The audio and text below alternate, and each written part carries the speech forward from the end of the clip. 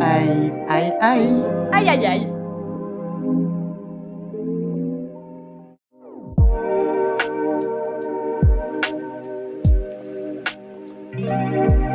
Aïe, aïe, aïe. Aïe, aïe, aïe. Aïe, aïe, aïe.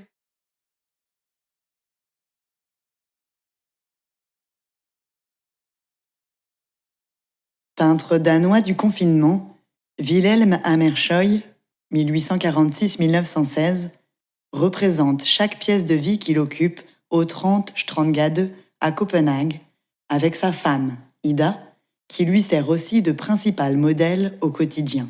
Ida apparaît ainsi sur nombreuses de ses œuvres, étrangement plus absente lorsqu'Hammershøi la peint sans vêtements que lorsqu'il fait un portrait d'elle, assise devant lui, la tête tournée. Les larges pièces vides de cet appartement bourgeois montrent la vie même, le silence, la matière, enveloppée dans des couleurs pierres, un mélange de beige, de gris et de bleu, parfois rehaussé de vert ou de jaune quand le soleil perce à travers une fenêtre.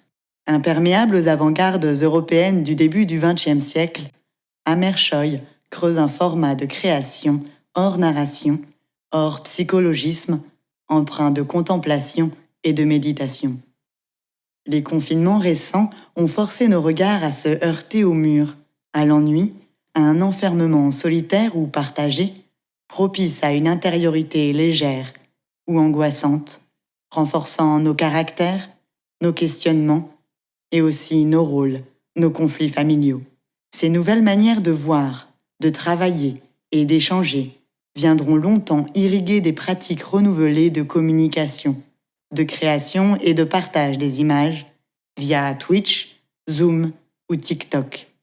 Dans ce chapitre, à perte de vue, nous reviendrons sur les blessures de la vision, les violences de l'iconoclasme et l'exorcisme du mauvais œil, mais aussi sur le besoin d'accepter la consolation et de garder parfois les yeux grands fermés.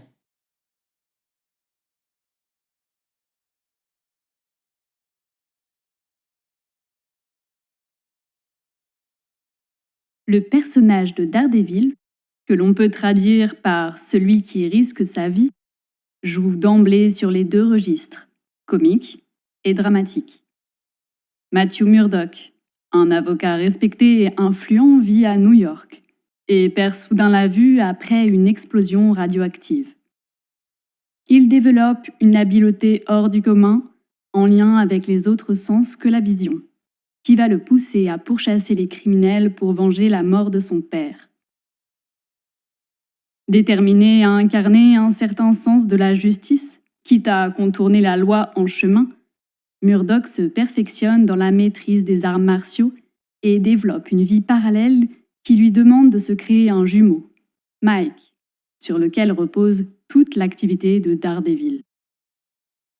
Ne se départissant jamais d'un humour qui sera ensuite repris et amplifié par le personnage de Deadpool dans une autre franchise du studio Marvel, Daredevil symbolise le déchaînement d'une violence individuelle, avec pour seule arme un sonar interne et une matraque déguisée en canne d'aveugle.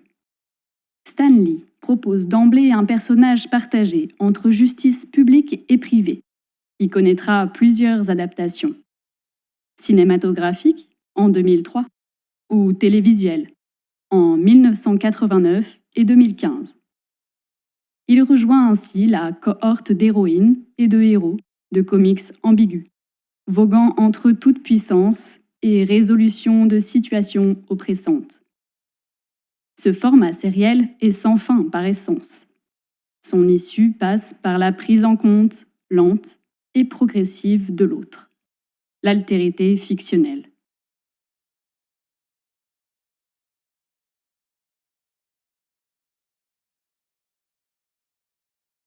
Les premières tablettes écrites mésopotamiennes nous apprennent que la civilisation sumérienne donne aux dieux, aux divinités, un pouvoir de vie et de mort sur les humains.